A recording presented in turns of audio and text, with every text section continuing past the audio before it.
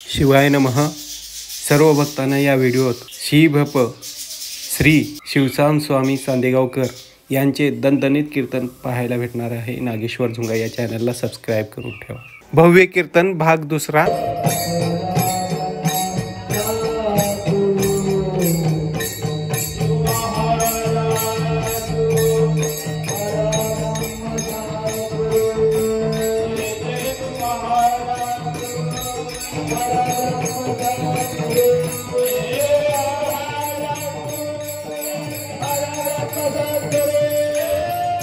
सावधगिरी कळते 84 आणि हे जे 84 लक्ष जन्माचं जे स्वरूप आहे ना ब्रह्मांडामधलं ते समजून घ्या. 9 लाख जन्म हे जलचर योनीमध्ये आमचे होतात. जलामध्ये आमचा जन्म होतो. 30 लाख जन्म हे पशुमध्ये होतात. पशु योनीमध्ये होतात. 20 लाख जन्म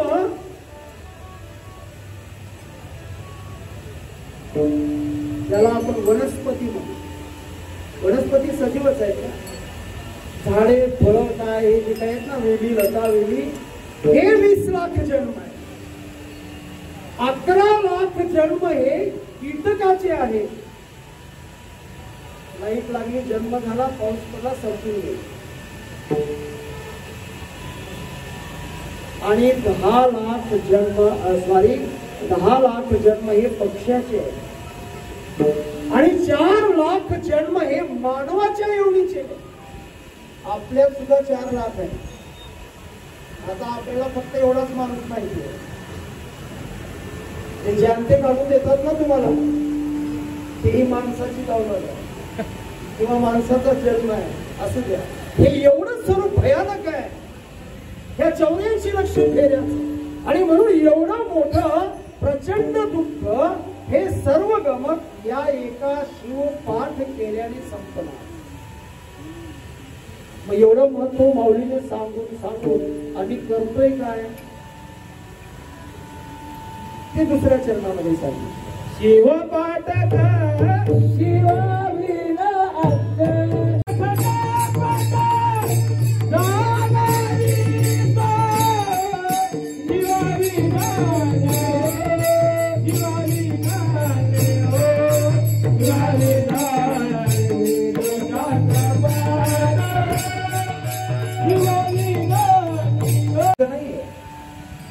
वेदही चुकीचे नाही, शास्त्रही चुकीचे नाही, पुराणही चुकीचे नाही,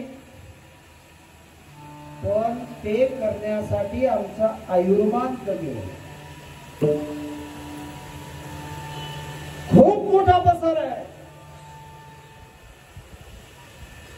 पण हे आमचं वास्तव दुःख आहे. आता इथे बसणाऱ्यांना 4 वेदाची नावं सांगता येतील, मला विश्वास आहे. आणि यावंच ते आपलं सामर्थ्य आहे भारतीय संस्कृतीचे. कारण जगातलं पूर्ण गमक या 4 वेदामध्ये सामावलेलं आहे, लक्षात घ्या. आणि आज घरी जाऊन ग्रहपाठ द्यायचं आपल्या लेकरांना. 6 शास्त्राची नावं सांग बाळा, नाही तर लिही पुस्तकामध्ये. आणि त्याच्या पुढे जाऊन सांगायचं 18 पुराण कोणते आहेत आमच्या संस्कृतीमधले ते पण यादी कर.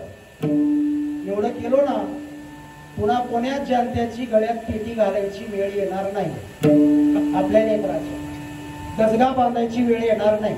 कोणाचा राकोंडा फासायची वेळ येणार नाही. आणि मग यामध्ये सुद्धा आम्हाला तंत्र आहे, यामध्ये सुद्धा साधना आहे की भगवंत याची संवेदना करून घेण्याची. नव्हे या नराला हर, या जीवाला शिव, या देहाला देव करण्याचं तंत्र त्या वेदामध्ये आहे, शास्त्रामध्ये आहे, पुराणामध्ये आहे. पण ते काय आहे माऊलीने सांगितलं, ते तुमच्या आमच्या सारख्या कलियुगातल्या अल्पसंतुष्ट जीवा म्हणजे आयुर्मान लाभलेल्या माणसाला शक्य नाही. आम्हाला आणखी आमचं जीवनच कळालं नाही. ज्या दिवशी कळालं त्या दिवशी हातात काही राहत नाही. म्हणून त्याला शिवदास माऊली म्हणतात हे व्यर्थ खटपट आहे. म्हणजे ज्याच्यातून फलश्रुती निघत नाही मग ते व्यर्थ खटपट आहे. कारण याचं स्वरूप सांगितलं. एक परामर्श देतो तुम्हाला आणि वेळ मिळाला तर आता याच्याकडे चला. थोडं टीव्हीचं टायमिंग कमी करा. सोशल मीडियाकडे जाऊ द्या. लेकरांना अवश्य जाऊ द्या. अजिबात घाबरायचं नाही. लेकरं मोबाईल बघतायत, सोशल मीडिया वापरतायत, घाबरायचं नाही अजिबात. त्याला स्वातंत्र्य द्या, पण त्याच्यावरती कमांड ठेवा. सोशल मीडियावरती माझं बाळ काय करतोय, काय सर्च करतोय. कारण आजच्या या जगातलं ते कल्पवृक्ष आहे. आजच्या या तंत्रज्ञानाच्या युगातलं ते या ठिकाणी त्याला आपण म्हणू कामधेनू म्हणू. कारण आम्हाला ब्रेक नाहीये, सगळे मार्ग खुले. म्हणून जाऊ दे सोशल मीडियावर, पण काय करतो एवढं मात्र लक्ष ठेवा. आणि मग त्याचा परामर्श घ्यायला चालू करा. कारण त्याच्यात खूप मोठं दडलेलं आहे, खूप मोठं. त्याचा एक प्रकार सांगतो. आता आम्ही म्हणतो वेदाचं महत्व सांगतो. आम्ही वेदावरती, पुराणावरती, याच्यावरती कर्मकांड हे आहे म्हणून जवळपास गेली 10-15 वर्ष आम्ही काय केलं, पांघरून घातलं आणि त्याची फलश्रुती आज मिळते. पोरगा बापाचं ऐकत नाही, पोरगी बापाचं ऐकत नाही, नवऱ्याचं ऐकत नाही, घरात घरं ठेवत नाही. आणि लग्न झालं की 6 महिन्यात घटस्फोट आहे. आयुष्यमान पूर्ण झालं तरी संसारात तडजोड नाही. याचं मुख्य कारण ते आहे. मुख्य कारण आहे ते. आणि म्हणून त्याच्याकडे गेलं पाहिजे. तुम्हाला एक बात सांगतो, हे जे 4 वेद आहेत,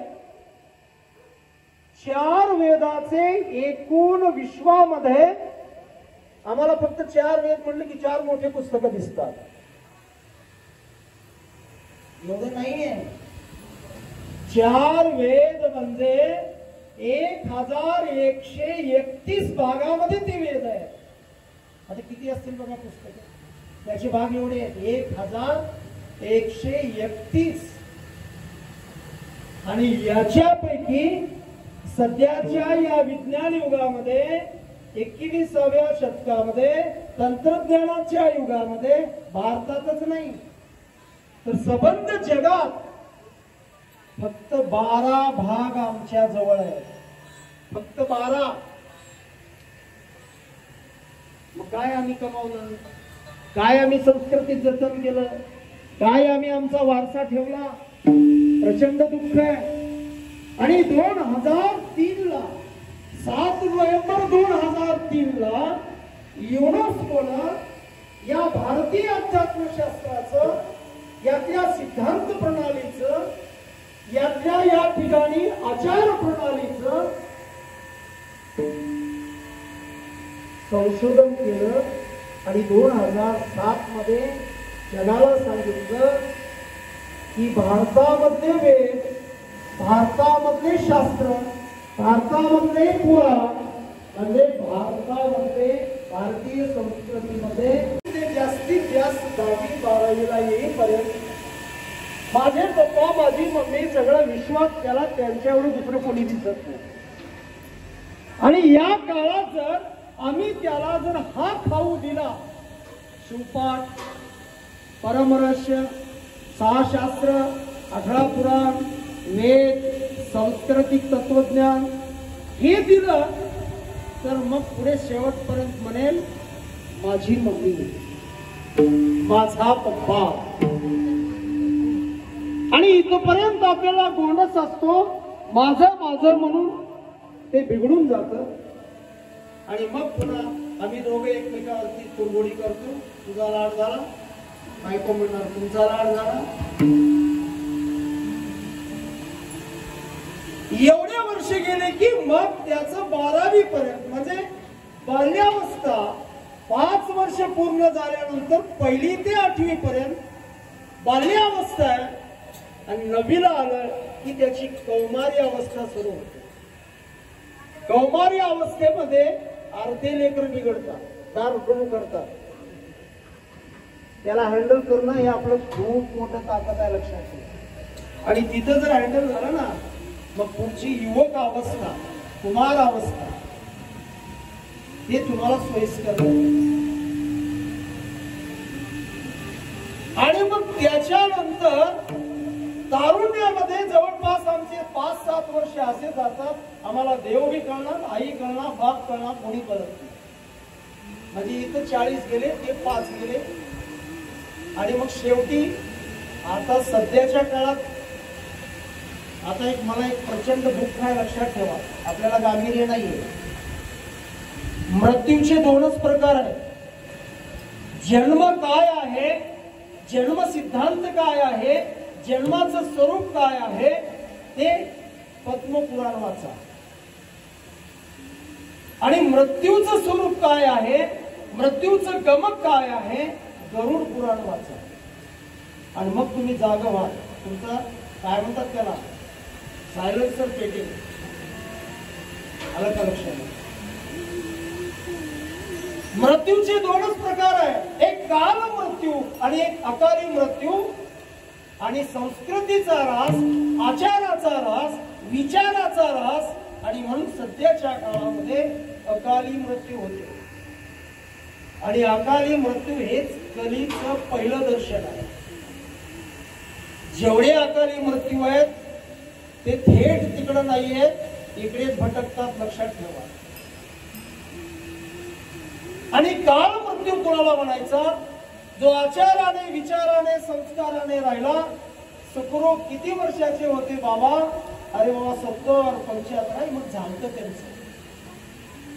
याला म्हणायचं काल मृत्यू.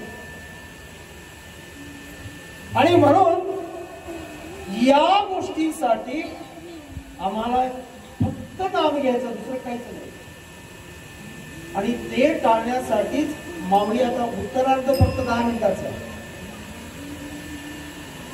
सगळ्यात मोठं सामर्थ्य या नामामध्ये आहे, फक्त शिवपाठ करण्यामध्ये. ते म्हणजे ज्याला हा शिवपाठ आहे ना, त्याला काळाचा बाप आहे.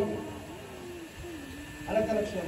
हे 3ऱ्या चरणामध्ये माऊली शिवनाम पाठ दया सर्व काळ, शिवनाम पाठ दया सर्व काळ, शिवनाम पाठ दया सर्व काळ, शिवनाम पाठ दया सर्व काळ.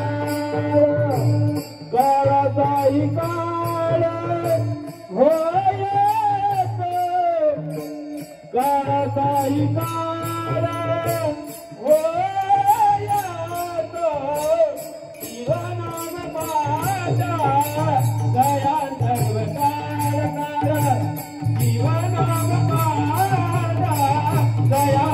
जया म्हणजे कोणाला, ज्यांना शिवनाम पाठ. शिव हे नाव ज्याला पाठ आहे, शिवनाम पाठ जया ज्याला. आणि कधी सप्त्यातच का, रोज का सप्ताह आलं कीच का, पंढरपूरला गेलं कीच का, शिंगणापूरलाच का, लिंग फक्त महाशिवरात्रीला सुडकायचे का, आहे का नाही? जाणवे माळा सगळं लग्न विवाह प्रसंगाच्या सुडकायचे का? सर्व काळ जया, सर्व काळ ज्याला सतत हे नाम पाठ आहे ना, मग ते काय आहे, आज्ञी आहे. सगळं भस्म होऊन जातं. अहो दारिद्र्य असेल, दुःख असेल, संकट असेल, अहो मृत्यूला सुद्धा थांबावं लागतं. एवढं सामर्थ्य त्याच्यामध्ये आहे. याच्यासाठी अनेक उदाहरणं आपल्याला पाहता येतात. ब्रह्मगिरी निवर्तीनाथ ज्ञानेश्वरांचे गुरु, शिवभक्त, इष्टलिंग पूजा आणि इष्टलिंग गळ्यातला स्नान करताना म्हणजे त्यांचा पडला. आणि मग आमचा पहिला देव कोणता आहे, पहिला पती कोणता आहे? लिंगपती देहसती. आणि भागवत संप्रदायामध्ये पहिलं मुंज होते, म्हणजे पहिलं लग्न कोणाशी? भगवंताशी आणि मग ते जर आमचं सर्वस्व असेल तर डुप्लिकेट जमल का? आमचे लिंग किती बार हरवतेत की, किती बाऱ्या गळून पडतेत की, किती बाऱ्या फुटतेत की, हा?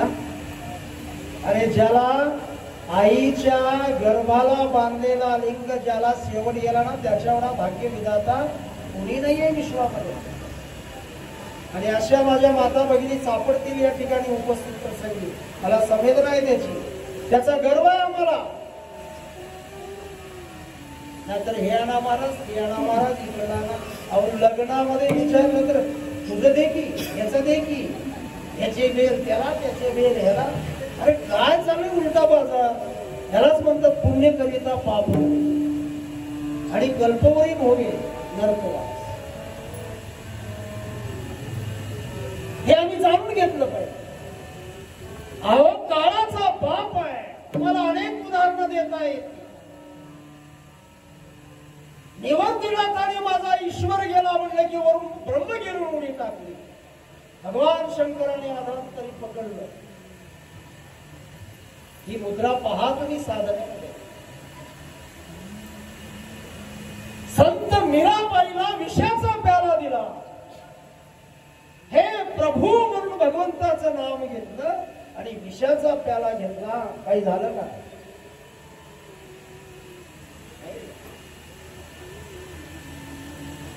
अलीकडचा आधुनिक थोडासा इतिहास पाहिला. छत्रपती शिवाजी राजे 100 पासे मावळे घेऊन लाखो या ठिकाणी सैन्यबळ असणाऱ्या अशा या बलाढ्य राजावरती हर हर महादेव भगवंताचं नाम घेऊन एवढा मोठा इतिहास घडवला. स्वराज्य निर्माण केलं. त्याचं सुराज्यामध्ये निर्मिती झाली आणि मग आम्ही या स्वातंत्र्याचे डोहाळे उपभोगतोय. घुरतोय दिवसा, रात्री तर सोडूनच दिला. आणि हे राजाने निर्माण काही केलं असतं ना तर मग आम्हाला उन्हाळ्यात पाणी भरायला जसं जागावं लागतं का नाही घागरी आपली, तशी अवस्था होती आमच्या जीवनात. हा इतिहास घ्या ना आपल्या समोर. शस्त्र उचलण्याच्या अगोदर त्याने अगोदर भगवंताचा नाव. ते बी तुमच्या आमच्यासारखं नाही. प्रसंग पडला कीच, ज्यांच्यानं सांगितलं कीच, महाराजांनी सांगितलं कीच, मिळणार नाही लाभ त्याचा. कदाचित कधीच मिळणार नाही. महाराज दक्षिणा घेतील, सांगतील, निघून जातील. आपलं काय आहे सर्व का. आणि म्हणून लक्षात घ्या अनेकांचा मृत्यू सुद्धा याच्यातून करू. आता मृत्यू तर काही काळासाठी आम्हाला करायचं. मृत्यू जन्म झाला म्हणजे मृत्यू आहे. पण मृत्यू असावा कसा. काल मृत्यू आमच्या वाट्याला यावा याच्यासाठी नाम जपायचं, त्याच्यासाठी नाम पाठ करायचं. हा 3ऱ्या चरणातला सिद्धांत सांगितला. आणि हे सगळं सिद्धांत महत्प्रत असताना एवढं मोठं आम्हाला तत्वज्ञान मिळालं असताना, एवढी मोठी दिव्य दृष्टी दिली असताना आम्ही कशामध्ये गुंतलो. बरोबर आहे का नाही. इथं आमची दिशाहीनता झाली. ज्याला दिशाहीन झाला, जो दिशाहीन झाला तो दशाहीन बनतो. आणि त्याच्यासाठी माऊलींनी ती दिशाहीनता याची संवेदना करून द्यायला शेवटच्या चरणामध्ये शिवदास माने आसार संसार. शिवदास म्हणे आसार संसार.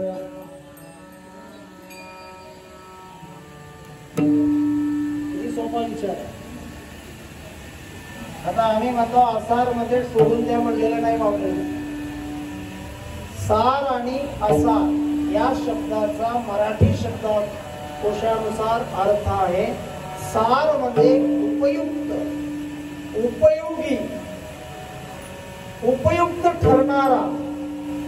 आणि आसार म्हणजे निरुपयोगी, उपयोगाला न येणारा, उपयोगी न पडणारा हा त्याचा अर्थ. म्हणून माऊलीने काय म्हटलं.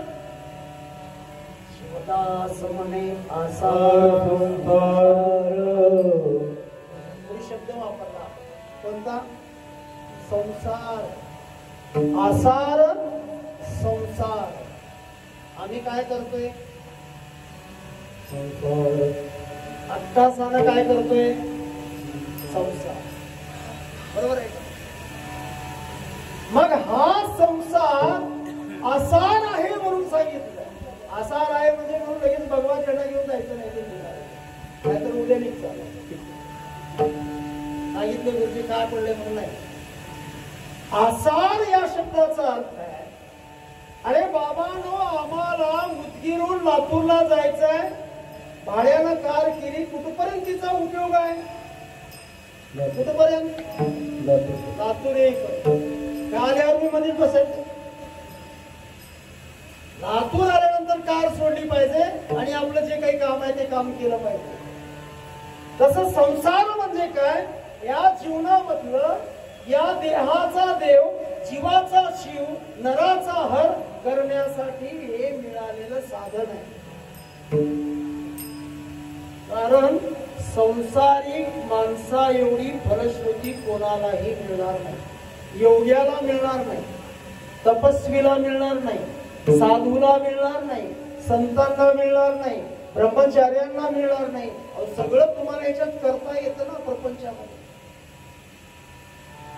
सगळं करता येतं. दान घडतं, सृजनशीलता घडते, सगळं सगळं कार्य घडते याच्यामध्ये. म्हणून महत्प्रद आहे संसार.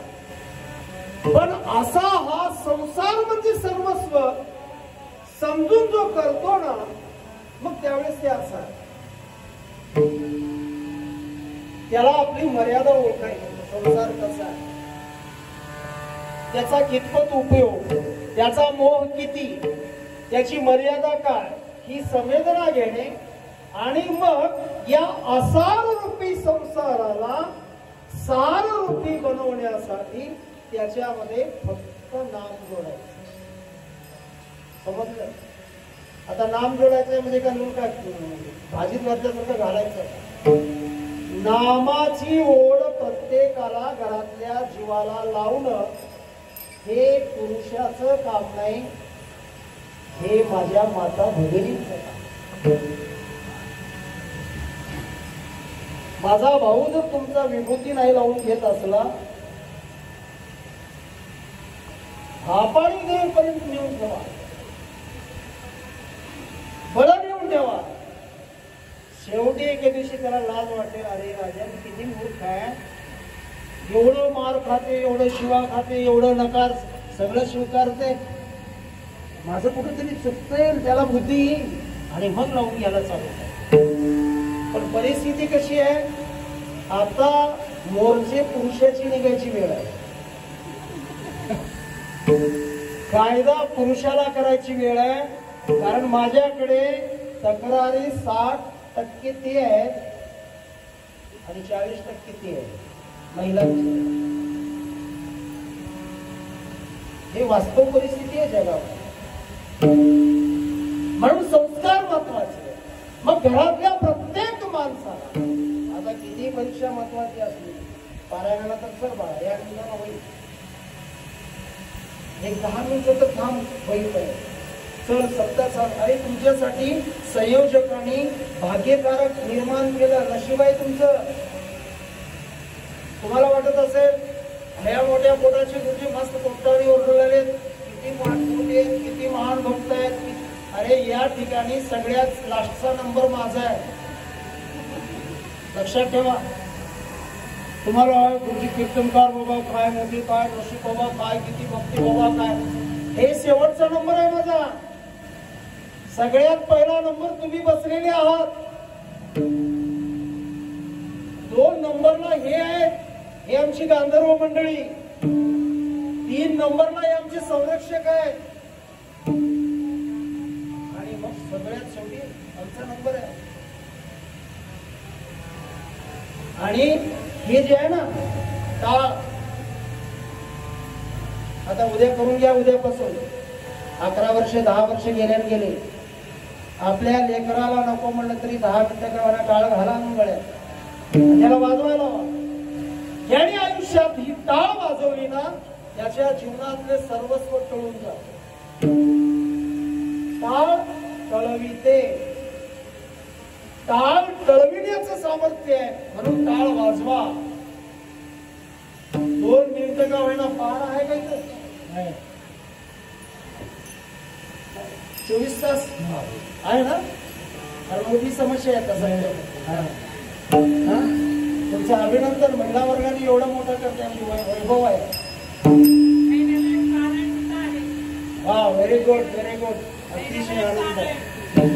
आणि ते जे विणा आहे ना, लाज वाटू देऊ नका. ज्याला आपल्या जीवनामधली दैना घालवायची आहे, ज्याला आपल्या जीवनामधली दैनावस्था संपवायची आहे, त्याने गळ्यामध्ये विणा अडकवायचा. या 77 2-2 मिनिटं 5-5 मिनिटं घाला आणि घालून उगत दुसरे इकडे तिकडे बोलत बसू नका. शांततेने भगवंताचं स्मरण करा. कोणत्याही भगवंताचं करा हो, काही देणं घेणं नाहीये. रूप वेगळी आहे, लातूर एकच आहे, रस्ते वेगळे आहेत. तेवढं आपल्याला संशोधन करायला आयुष्य पेटकून जाईल. म्हणून लक्षात घ्या, नाम जोडा. आणि ज्यांच्या प्रपंचामध्ये, ज्यांच्या संसारामध्ये नाम जोडलं गेलं, प्रत्येक जण नामधारक झाला, मग ते संसार कसा आहे? संतांनी सांगितलं, धन्यतयाचा संसार जेथे गजर नामाचा. ज्या घरामध्ये देवाचं नाव घेतलं जातं, सतत चिंतन होतं, म्हणजे ते काय मशीन आणून का? सोपं काम आहे. एक 500 रुपये दिले की बटन दाबलं की साईबाबा, अजून दाबलं की शिवाय नमा, सगळ्या देव्या. ते नाही बरोबर. नाहीतर मग चला हे लावून आवाज चालू झाला असं नाही. सतत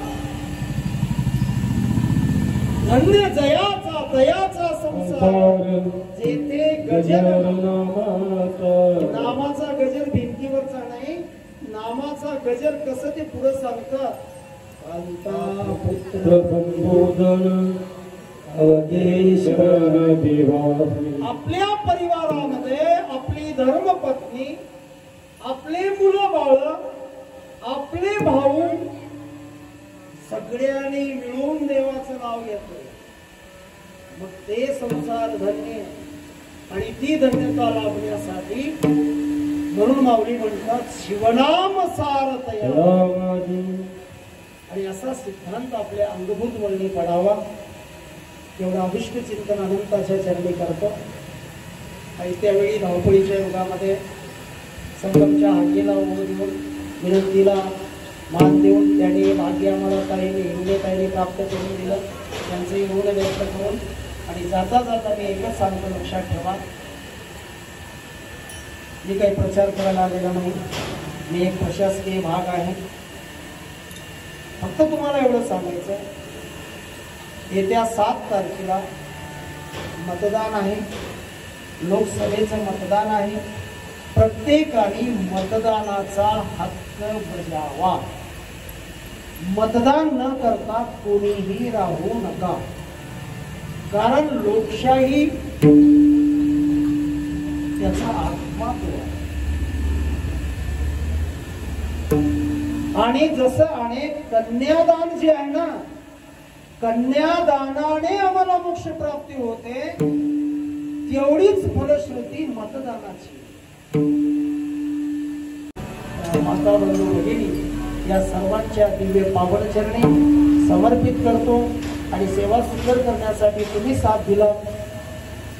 आमच्या या बाबू अण्णाने, आता ते आमच्याकडे भाऊ आहे, आम्ही व्यक्ती म्हणतो, काही टेन्शन नाही. बाबूराव शिवभक्तपर्यंत बाबूराव जळकोटकर मिळाले म्हणजे तुम्हाला गुन्हे काहीच नाही. कीर्तनकार असेल हाजरी, काही अडचण नाही, गुन्हे कोणतंच नाहीये. आणि त्यांचंही ऋण व्यक्त करतो. आणि झालेली सेवा या ठिकाणी श्रीच्या चरणी समर्पण करतो.